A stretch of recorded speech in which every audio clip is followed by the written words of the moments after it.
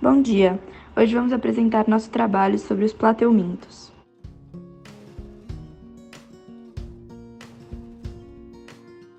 Os plateumintos são vermes que surgiram na Terra há aproximadamente 600 milhões de anos. Esses animais têm o corpo geralmente achatado, o que originou o nome do grupo, sendo plat, chato, e helminto, verme. Esse grupo é composto por aproximadamente 15 mil espécies que vivem principalmente em ambientes aquáticos, como oceanos, rios e lagos, mas podem também ser encontrados em ambientes terrestres úmidos. Bom, agora vamos descrever as origens e características gerais do grupo. A pergunta que direcionou o início da pesquisa foi: qual seria o primeiro registro fóssil do grupo na escala temporal geológica?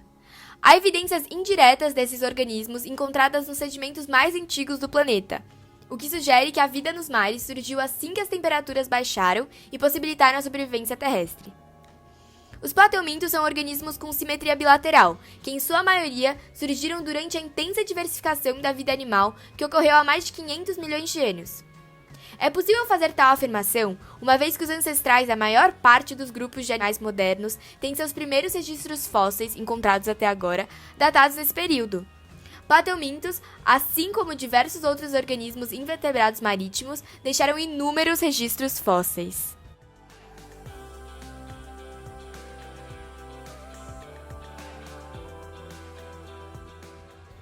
Até agora não houve nenhuma extinção parcial. Mas para a maioria dos animais, o celibato significa ausência de descendentes e pode até significar uma futura extinção. Para os plateumintos, isso não acontece, porque mesmo se mantidos longe de potenciais parceiros, estes parasitas hermafroditas são capazes de injetar seu próprio esperma ao picarem com o seu pênis em forma de agulha. Podemos caracterizar o filo Plateumintos como vermes que surgiram na Terra há aproximadamente 600 milhões de anos atrás, como explicado anteriormente. O filo reúne mais de 20 mil espécies conhecidas. Eles têm grande mobilidade muscular, se deslocando pela superfície do chão, predando outros animais. Vivem principalmente em ambientes aquáticos, como também já explicamos anteriormente, e identificamos que alguns têm vida livre, já outros parasitam em outros animais, especialmente vertebrados.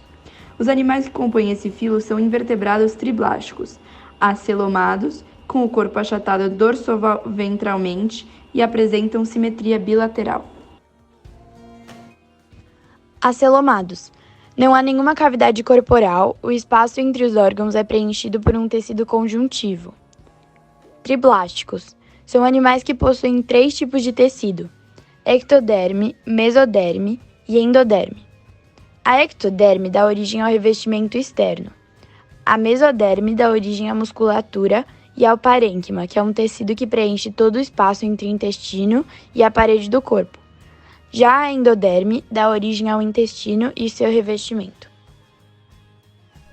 Os plateumintos possuem um epitélio simples, sendo a epiderme formada por uma camada simples de células. As espécies parasitas apresentam uma cutícula de proteção e, em alguns casos, ventosas para fixação.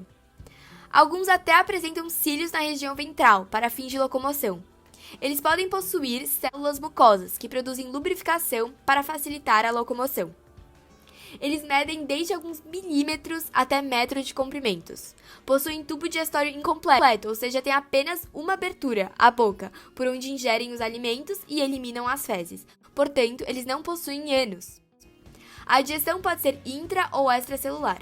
O intestino é bastante ramificado, o que facilita a distribuição do alimento digerido. O que não é utilizado na digestão é eliminado pela boca. Algumas espécies do filo Plateumintos não possuem tubo digestório e vivem adaptados à vida parasitária, absorvendo, através da pele, os nutrientes previamente digeridos pelo organismo hospedeiro. Um exemplo são as tênias. Trematóides. São parasitas que vivem em veias do intestino e fígado do hospedeiro na fase adulta e podem se reproduzir de maneira sexuada ou assexuada, como cestódios. Na fase adulta, chegam a medir 2 centímetros e possuem ventosas musculares que permitem a fixação ao hospedeiro. Assim, o modo de vida é parasita. O habitat são as veias do intestino e fígado do hospedeiro. Características corporais: possui 2 ventosas musculares que permitem a fixação ao hospedeiro. O principal hospedeiro e reservatório do parasita é o homem, sendo a partir de suas excretas, fezes e urina que os ovos são disseminados na natureza. Os trematóides adultos e fêmeas produzem ovos que são colocados no hospedeiro definitivo, o homem. Os ovos se misturam com as fezes do intestino humano e, ao serem eliminadas, entram em contato com água, eclodem, fazendo nascerem larvas. As larvas podem entrar em caramujos e se reproduzirem, dando origem a milhares de outras larvas chamadas cercárias. Essas podem sair do caramujo, que foi o hospedeiro intermediário, e penetrar na pele humana, atingindo a corrente sanguínea e o sistema hepático, onde vão se desenvolver até a fase adulta e sexuada.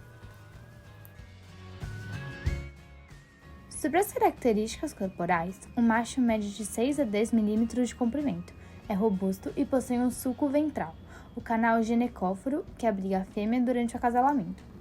A fêmea é mais comprida e delgada que o macho. Ambos possuem ventosas de fixação, localizadas na extremidade anterior do corpo e que facilitam a adesão dos vermes às paredes dos vasos sanguíneos.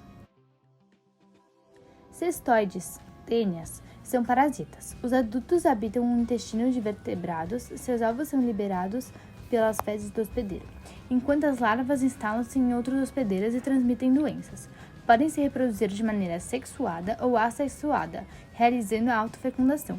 Não tem sistema digestório. Os alimentos são absorvidos pela pele. Falando um pouco sobre o modo de vida. Ele parasita apenas na vida adulta. O habitat é o intestino de animais. Ele se alimenta de nutrientes absorvidos diretamente da cavidade intestinal do hospedeiro. Seu corpo não tem boca, é altamente competitivo pelo habitat e é hermafrodita com estruturas fisiológicas para a autofecundação. Não precisa de parceiros para a cópula e postura de ovos. A quantidade de ovos que ele produz é muito grande, 30 a 80 mil em cada proglote, sendo uma garantia para a perpetuação e propagação da espécie. Os anéis grávidos se desprendem periodicamente e caem com as fezes. O hospedeiro intermediário é o porco, animal que, por se alimentar de fezes, ingere os anéis grávidos ou os ovos que foram liberados no meio. Dentro do intestino de animal, os embriões deixam a proteção dos ovos e, por meio de 6 ganchos, perfuram a mucosa intestinal. Pela circulação sanguínea, alcançam os músculos e o fígado do porco, transformando-se em larvas. Quando o homem se alimenta de carne suína crua ou mal cozida, contendo esses vermes, desenvolve teníase, isso é, está com o parasita no estado adulto e é seu hospedeiro definitivo. Depois de tantas pesquisas, levantamos questionamentos sobre a importância dos plateumintos na nossa sociedade, sendo elas: quais os impactos ecológicos dos plateumintos e o que poderia desencadear caso houvesse uma extinção desses parasitas? Vimos que eles podem causar inúmeras doenças como teníase ou cisticercose, mas eles têm algum impacto positivo na medicina? A presença desses animais como parasitas pode prejudicar outras espécies e causar perdas em instalações de aquacultura. De que modo, então, poderemos utilizá-los de modo positivo nos ecossistemas? Esse filo pode ser utilizado para conter o crescimento de espécies específicas? Se sim, como? Qual é a importância ecológica dos plateumintos? Podemos associá-lo a doenças? Por que podemos dizer que os plateumintos são ótimos bioindicadores? O que o cesto da eudigeneia causam em humanos? E os monogeneia? Quais tipos de doenças crônicas parasitas podem causar? E o que favorece esses parasitas a se proliferarem? Qual é a importância dos plateumintos na cadeia alimentar? Qual a relação entre os plateumintos, a esquistossomose e a economia? E por fim, por que os plateumintos são uma ameaça ao solo? E assim, chegamos ao fim da nossa breve apresentação dos plateumintos. Após longas pesquisas e muito aprofundamento, pudemos aprender e entender muito sobre esse filo tão importante. Espero que tenham gostado.